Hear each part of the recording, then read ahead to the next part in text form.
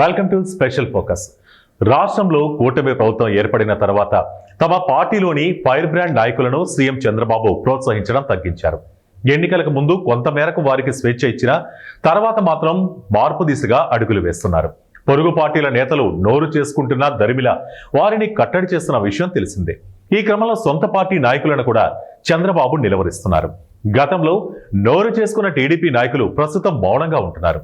ఒకప్పుడు వివాదాలకు కేంద్రంగా ఉన్న వారు కూడా మౌనం పాటిస్తున్నారు.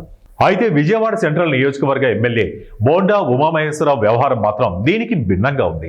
ఆయన మనసులో ఏదో పెట్టుకుని బయటకు ఒకటి మాట్లాడుతున్నారన్న వాదన వినిపిస్తోంది. ఇది పార్టీలోనూ కూటమిలోనూ చర్చకు దారితీస్తోంది.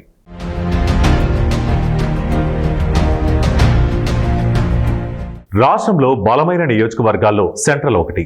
ఇక్కడ కాపు సామాజిక వర్గం ఓట్లు 6 నుండి 8% వరకు ఉన్నాయి. ఈ నేపథ్యంలో జనసేన పార్టీ కూడా ఇక్కడ పుంజుకునేందుకు చర్యలు ప్రారంభించింది. అయితే తన నియోజకవర్గంలో తనను అడగకుండా జెండాలు కట్టడానికి వీల్లేదని 2 మాసాల క్రిందట తేల్చి చెప్పడం ఇది వివాదమైంది. ఇక తాజాగా గత శుక్రవారం నేరుగా డిప్యూటీ సీఎం జనసేన అధినేత పవన్ ను ఆయన టార్గెట్ చేసుకుని వ్యాఖ్యలు సంధించారు.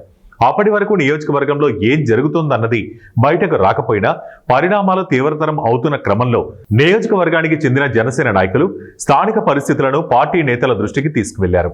ఇక బోండా ఉమా ప్రస్తావించిన కాలుష్య కారక కంపెనీ వ్యవహారం పైన కూపీ లాగారు.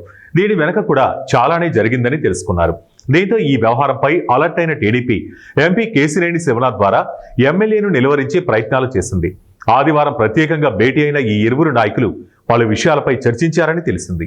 ఈ క్రమంలో ఉమాను వెనక్కి తగ్గాలని ఎంపీ తేల్చి చెప్పినట్లు సమాచారం. పరిస్థితి ముదురుతోందని, ఈ పరిస్థితి రాకుండా చూసుకోవాలని కూడా ఆయన సూచించినట్లు తెలిసింది. మరి ఉమా మారుతారో లేదో చూడాలి మరి.